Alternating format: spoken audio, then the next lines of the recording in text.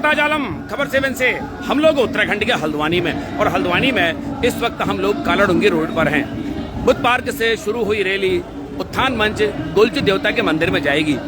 महारैली इस बात को लेकर है कि मूल निवास और भू कानून को लेकर पिछले कुछ महीनों से उत्तराखंड के अंदर संघर्ष चल रहे हैं।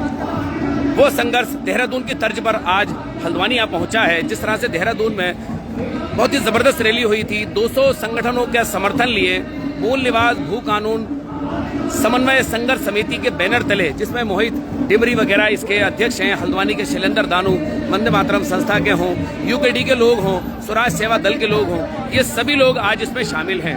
क्या महिलाएं, क्या पुरुष, क्या बुजुर्ग, उत्तराखंड आंदोलनकारी तक सब इसमें शामिल हैं। और ये बड़ी रैली हल्द्वानी की सड़कों पर आपको देखने को मिल रही है। तो मूल निवास और भू कानून 1950 की का डेट के साथ ये आंदोलन चल रहा है, और बड़ा आंदोलन ये आप देख सकते हैं।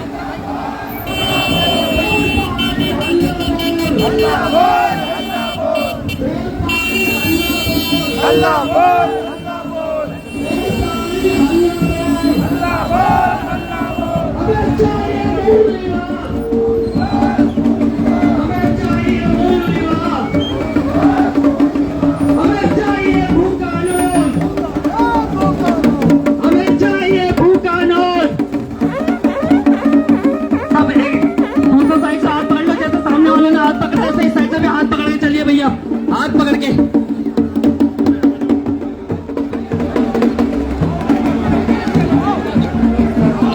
चलते रहो और आगे से कोई ना रहे। मातृ शक्ति अपने आप सब कुछ कर लेगी।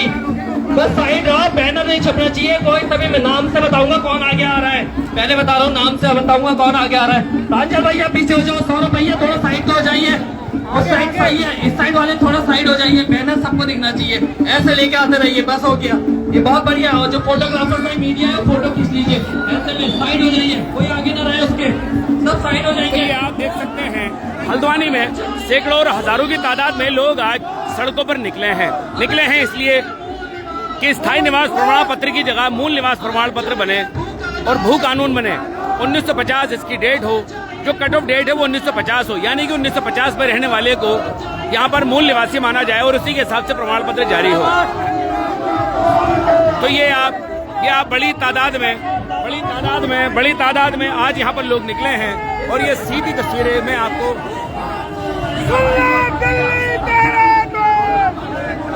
अरे थैंक यू।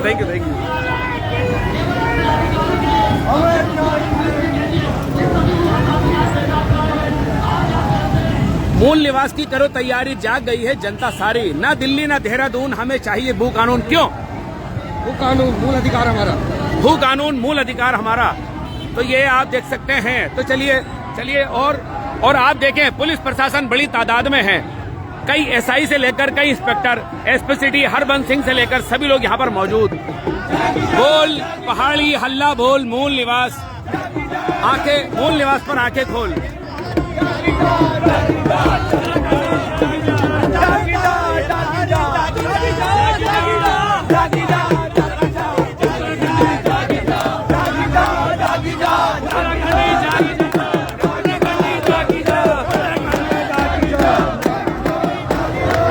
उत्तराखंड की पहचान 1950 का खातियान राष्ट्रवादी रीजनल पार्टी, तो जिसकी बात मैं कर रहा था, वो आपको यहाँ पर नजर आ भी रही होगी।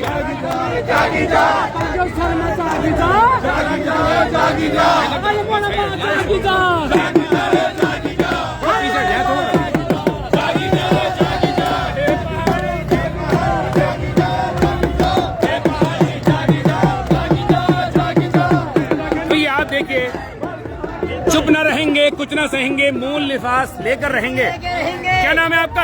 अमित जोशी। क्यों रहेंगे चुप, और क्यों चुप न रहेंगे, कुछ न सहेंगे? क्यों? भू कानून चाहिए। भू कानून चाहिए। सुन ले सरकार। बिल्कुल सुनेगी, सुन के रहेगी। तो ये देखिए, सुन ले सरकार। जय बद्री जय केदार, मूल निवास हमारा अधिकार। इस तरह की तस्वीरों से ये आप देखिए सब भरा पड़ा है। बुजुर्ग भी मेरे साथ हैं। उत्तराखंड परिवर्तन पार्टी का भी इनको समर्थन है। पीसी तिवारी यहाँ पर, एडवोकेट पीसी तिवारी, जो कि उत्तराखंड के सीनियर एडवोकेट्स में भी हैं और उत्तराखंड परिवर्तन पार्टी के केंद्रीय अध्यक्ष हैं। आप उनको देख सकते हैं। सीना तान कर, वही हमारे सामने खड़े हैं सीना तान कर। उन्हीं की सरहदों में कैद है हमारी गोलियां, उन्हीं की सरहदों में कैद है हमारी गोलियां, उन्हीं की सरहदों में कैद है हमारी गोलियां, सरहदों में कैद है हमारी गोलियां। पीसी तिवारी मेरे साथ हैं। पीसी तिवारी साहब, खबर 7 के लाइव पर स्वागत और इस्तकबाल है। क्यों चाहिए भू कानून और क्यों होना चाहिए मूल निवास 1950? हमें चाहिए भू कानून। ठीक है भाई साहब। सबसे बड़ी बात यह है कि जिस उद्देश्य के लिए राज्य मांगा गया था वो पूरा नहीं हुआ। एक और हमारे लोग, हमारी सरकारें 23 साल में जो आई, उन्होंने भू माफिया, शराब माफिया और तमाम पूंजीपतियों से गठजोड़ करके उत्तराखंड की सारी संपत्तियों को बेचा और दूसरी ओर हमारे लोगों को की नौकरियां छीनी, हमारे पानी छीना। उन सब के खिलाफ यह आक्रोश है और हम कहना चाहते हैं कि जो भू कानून का मतलब क्या है। सबसे पहले त्रिवेंद्र सिंह द्वारा बनाए गए काले कानून को तत्काल रद्द किया जाए। सबसे बड़ा कानून मोदी जी के कहने पर त्रिवेंद्र सिंह सरकार ने लागू किया था 2018 में। जब तक उसको आप समाप्त नहीं करेंगे तब तक उत्तराखंड के अंदर कोई भी भू कानून नहीं बन सकता। दूसरा सवाल, जब हिमालय का क्षेत्र है, इस हिमालय के क्षेत्र में हम सबको इसको 371 संविधान से प्रोटेक्ट करना चाहिए। सर, कश्मीर से 370 हटता है तो सुप्रीम कोर्ट भी उसको जायज मानती है और तमाम लोग भी। आप कह रहे हैं 371 उत्तराखंड में लागू हो। देखिए, सवाल इस बात का नहीं है कौन जायज मानता कौन ना जायज मानता। उत्तराखंड की जरूरत है कि हिमालय को जो ध्वस्त कर दिया आपने विकास के नाम पर, जहाँ शिलारा, जोशीमठ तमाम इलाके ध्वस्त हो गए हैं, जहाँ बड़े बड़े बांधों ने हमारी जीना हराम कर दिया है। अगर आपको 371 नागालैंड में हो सकता है, पूर्वोत्तर में हो सकता है, तो उत्तराखंड में क्यों नहीं हो सकता? क्यों नहीं हो सकता? तो चलिए, पीसी तिवारी कह रहे हैं कि कई राज्यों में हो सकता है तो उत्तराखंड में 371 क्यों नहीं हो सकता है। ये अलग बात है कि कश्मीर में 370 धारा जब हटती है तो सुप्रीम कोर्ट उसको जायज मानती है, तमाम लोग भी उसको ठीक कहते हैं, लेकिन उत्तराखंड में 371 की मांग की जा रही है तमाम तर्कों, तमाम दलीलों के साथ कि उत्तराखंड की ये जरूरत है। खैर, आगे देखते हैं और आपको मैं रैली और ज्यादा दिखाता हूँ। तो ये देखिए, भगवा रक्षा परिषद शाखा संगठन। जी सर, तो चलिए, भगवा रक्षा परिषद से क्यों चाहिए भू कानून? हमें अपनी लोकल संस्कृति बचानी है, अपनी जमीन जायदाद बचानी है, इसलिए हमें चाहिए भू कानून। भू कानून बोल हल्ला बोल।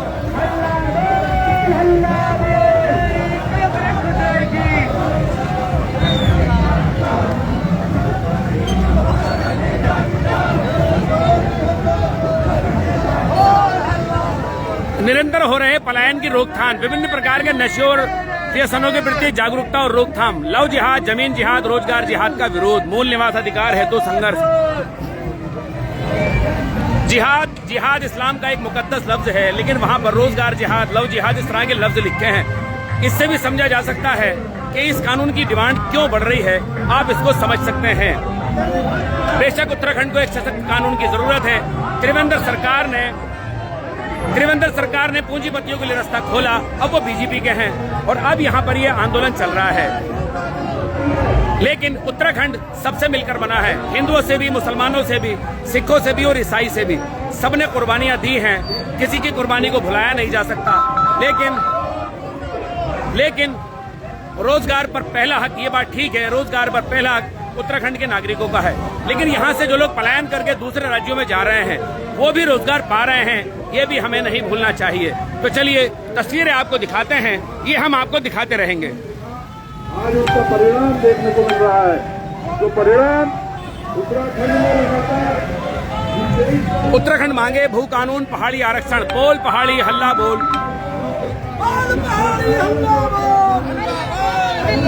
क्यों चाहती हैं भू कानून? क्या नाम है आपका? मेरा नाम अमृता मिश्र है जी। और मेन भू कानून और पहाड़ी आरक्षण हमारे उत्तराखंड के बहुत ही ज्यादा जरूरी हो गई है। ये चलिए। तो ये आप देख सकते हैं हमें चाहिए भू कानून। सुन लो दिल्ली देहरादून, हमें चाहिए भू कानून। सुन लो दिल्ली देहरादून, हमें चाहिए भू कानून। सुन लो दिल्ली देहरादून, हमें चाहिए भू कानून। आजादकारी एकता जिंदाबाद, जिंदाबाद। तेरी पौड़ी अमोली यादों, एकजुट हो बहरहाल दुनिया, डराला अनमिला भैया का लोग उठा लगा लो। हम लड़ेंगे रया भूलो, हम लड़ेंगे लया। तो आप ये देखिए इन सब तस्वीरों से ये सब भरा पड़ा है।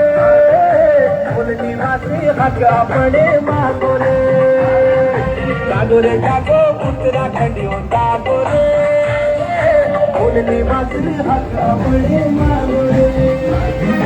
जागो रे जागो जागो रे जागो रे, लड़कों का लाल तुम्हें जागो रे, मांगो रे। पुलिस सुरक्षा के तमाम इंतजाम हैं। अधिकारियों की गाड़ियां, थाना अध्यक्षों की गाड़ियां भी पीछे पीछे हैं। उसके अलावा किसी भी स्थिति से निपटने के लिए पर्याप्त पुलिस बल भी मौजूद है, क्योंकि देखिए नौजवान हैं जो आज रैली निकाल रहे हैं और ये जेल रोड चौराहे पर हम लोग निकल पड़े हैं। और अब ये आगे की ओर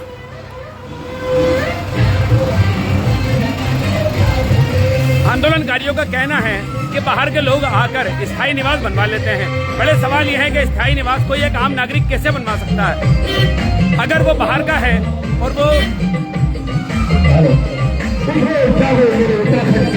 बनाएंगे तो अधिकारी, बनाएगी तो तहसील। यदि एक बड़ा सच है, बिना कानून को छोड़ के, बिना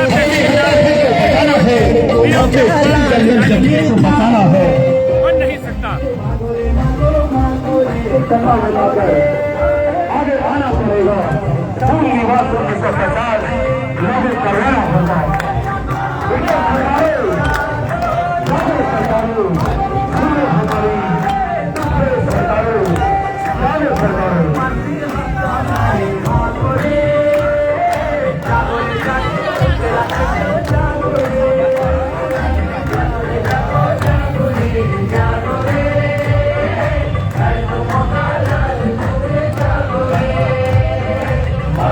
एकम सनातन भारत दल के ये सदस्य हैं जो कि सड़क के बीचों बीच बैठकर अपने मूवमेंट को आगे बढ़ा रहे हैं, अपनी आवाज को आगे बढ़ा रहे हैं। डेमोक्रेसी ने यही राइट दिया है कि हर आदमी अपनी आवाज पर। तो ये देखिए अब जेल मोड़ के बिल्कुल पास से ही हम लोग हैं, जहां पर जेल अंदर है वहां के मोड़ पे पास से ही हम लोग अब ये गुजर रहे हैं।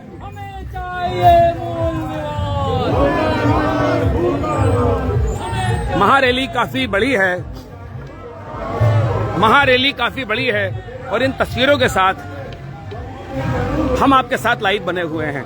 जब से ये महारैली निकली है, ये सेकंड लाइव कवरेज आपको दिखाने की कोशिश हम लोग कर रहे हैं।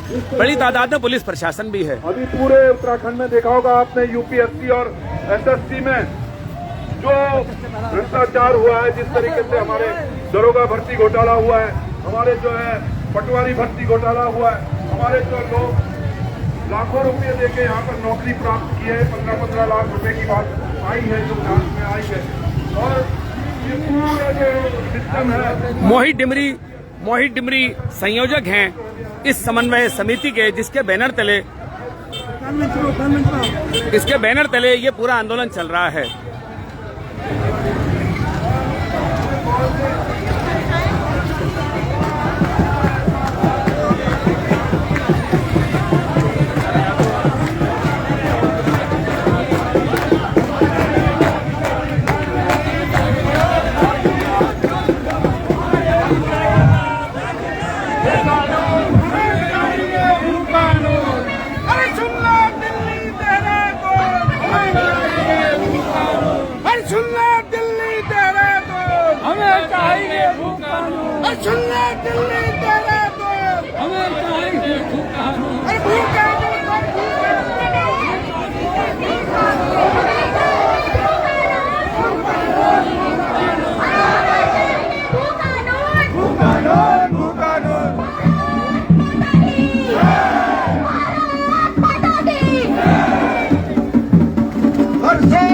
की टक्कर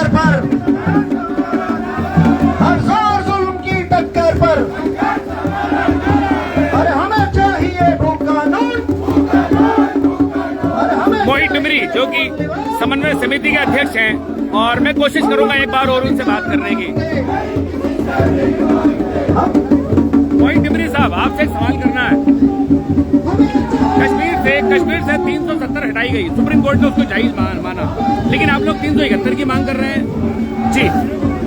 371 की मांग के पीछे एक विशेष प्रयोजन है। हाँ जो है जी जी, आगे परिस्थितियाँ बहुत भिन्न है। हाँ, इसकी अपनी अलग सांस्कृतिक पहचान है। तार्किक तौर पर मैं चाहूंगा, तार्किक तौर पर आप जवाब दें जी। मैं ये कहना चाहता हूँ, जिस तरह से 371 के लाभ बहुत सारे स्टेट को मिले हुए हैं, भाषा के आधार पे मिले हुए हैं, उनकी संस्कृति के आधार पे मिले हुए हैं। जैसे सर कौन कौन से राज्य? उनके सांस्कृतिक परिवेश की वजह से मिले हुए हैं। कई ऐसे राज्य हैं, मणिपुर है और भी बहुत सारे राज्य हैं, हिमाचल वगैरह का जिक्र आ रहा है। हिमाचल है, बहुत सारे राज्य हैं। हाँ। तो वहाँ स्पेशल कैटेगरी में वो राज्य रखे गए हैं। ठीक है। और संविधान में विशेष उनके लिए प्रोविजन किए गए हैं। हाँ। वो चाहते हैं कि उन राज्यों की संस्कृति बचे, भाषा बचे, उनके रोजगार वहाँ के मूल निवासियों को मिले, इस तरह के अधिकार उनको मिले हुए। अच्छा, मोहित टिमरी, महाराष्ट्र में भी इस तरह की व्यवस्था है 371 की, वहाँ भी है। महाराष्ट्र में भी है, ठीक है, बहुत सारे राज्य हैं, इसीलिए होनी चाहिए। हम ये चाहते हैं कि हमारा राज्य एक अलग परिस्थिति वाला राज्य है। हमने जिन उद्देश्यों को लेकर बनाया राज्य, हमने कहा हमारी सांस्कृतिक अलग विविधता है, हमारे इसमें हमारी भौगोलिक परिस्थिति अलग है,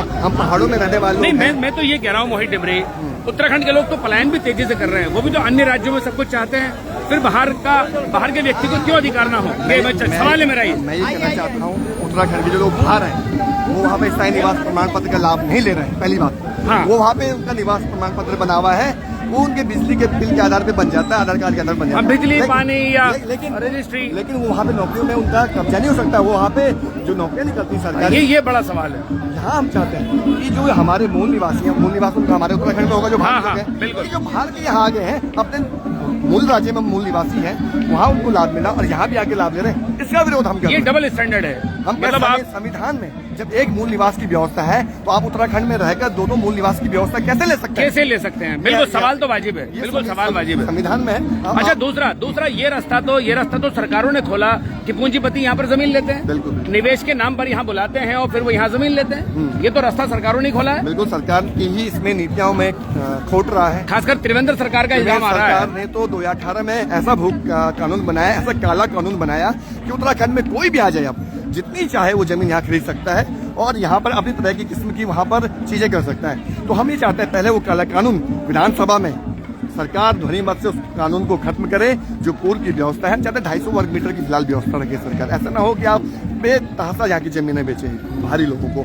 एक क्राइटेरिया होना चाहिए कि मैं 20 साल बाहर के आदमी को उत्तराखंड में हो गया है, अब उसको हम दे सकते हैं। मतलब कुल मिलाकर पूंजीपति और भूमाफिया जो है, उनको एक तरह का रास्ता खोल रखा है, रास्ता खोला हुआ है। और आज पूंजीपतियों की दृष्टि हमारी जमीनों पे है, अपने उद्योग वहाँ लगा रहे हैं और हमारे लोगों को चौकीदार बना रहे हैं, नौकर बना रहे हैं वहाँ पे। इसका कई जगहों पर देखा जा सकता है, बहुत जगह हमारे लोग चौकीदार अपनी जमीन पर आदमी नौकरी कर रहा है। हम चाहते हैं जमीन हमारी तो मालिक भी हमारा आदमी होगा, हमारी जमीन पे मालिक हमारा होगा, वो नौकर नहीं बनने देंगे हम उसको। 11 जिले पहाड़ में हैं और 2 जिले प्लेन में हैं, लेकिन ज्यादातर नीतियां प्लेन में लागू होती है, इस तरह के इल्जाम भी चल रहे हैं। देखिए, और जबकि उद्योग नीति जो है वो सिर्फ मतलब कागजों पर ज्यादा रहती है, धरातल पर कम रहती है। देखिए, मैं कहना चाहता हूँ, इस सरकार एक तरह से पहाड़ के विकास पे इसने कभी ध्यान नहीं दिया। मैदानी क्षेत्रों में थोड़ा बहुत सुविधाएं भी जुटाई गई है, लेकिन पहाड़ों की स्थिति तो और भी खराब है। स्वास्थ्य से लेकर एजुकेशन सिस्टम, हमारा पलायन की स्थितियां, बहुत रोजगार की स्थितियां, हम समझते हैं वहाँ कैसे कैसे लोग किस परिस्थितियों में जीवन व्यतीत कर रहे हैं। तो जो आने वाला समय है, हमें तो सबसे बड़ा खतरा परिसीमन का भी लगता है।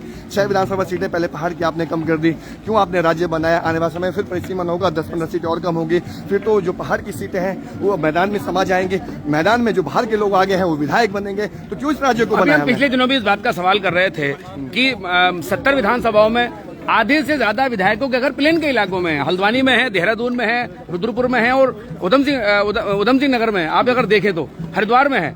आधे से ज्यादा विधायकों के घर तो प्लेन में है, तो पहाड़ से विधायक बनता है वोटों से और प्लेन में घर बनाता है। देखिए, ये दुर्भाग्य इस प्रदेश का, हम ऐसे लोगों को चुनते हैं जो पहाड़ में नहीं रहते हैं, पहाड़ में रहने के बजाय वो मैदान में आ रहे हैं, अपनी सुख सुविधाओं का भोग कर रहे हैं, जबकि जनता ने उनको इसके चुनाव उनकी समस्याओं का मतलब पहाड़ी सिर्फ वोट देने का एक साधन मात्र, वोट देने का ही एकमात्र साधन बन गया इस प्रदेश में, वोट बैंक बन गया है। बाकी पहाड़ियों को वोट की जो कीमत मिलनी चाहिए थी, उसका रोजगार मिलना चाहिए था, उसको एजुकेशन मिलनी चाहिए थी, उसकी स्वास्थ्य सेवाएं मिलनी चाहिए, उसका जीवन सुधरना चाहिए था, लेकिन इन लोगों ने पहाड़ियों के बारे में या कि यहाँ के मूल निवासी के बारे में कभी नहीं सोचा। पहाड़ी मूल निवासी पलायन कर रहा है, धक्के खा रहा है बाहरी क्षेत्रों में, विदेशों में जा रहा है, देश के अलग हिस्सों में जा रहा है, नौकरियां कर रहा है, कैसे कैसे करके अपने जीवन व्यतीत कर रहा है। हम चाहते हैं पहाड़ के जो आदमी अपने गाँव में रहे, अपने उत्तराखंड में रहे, यहाँ उसको नौकरियां मिले, रोजगार मिले। चलिए, बहुत बहुत शुक्रिया मोहित भाई। तो ये मोहित डिमरी हैं जो कि समन्वय समिति के संयोजक हैं, और इनसे हम लोग बात कर रहे थे और जानने की कोशिश कर रहे थे आखिर वो दर्द जो एक पहाड़ी का दर्द है। सवाल हमारे हैं, सवाल हम उठाते ही है, सबसे सवाल उठाते हैं जो कैमरे के उस तरफ रहता है, हम कैमरे के इस तरफ रहते हैं और हमारी कोशिश होती है कि हम सवाल करें, बस हमारा काम सिर्फ सवाल करना है। तो ये देखिए गोलचू, श्री गोलचू देवाय नमः, हम गोलचू देवता के मंदिर में यहाँ पर पहुंच गए हैं जो कि उत्थान मंच के बिल्कुल सटा हुआ है। और आप देख सकते हैं यहाँ पर प्रशासन की तादाद से भी अंदाजा लगा सकते हैं। बात कर ली।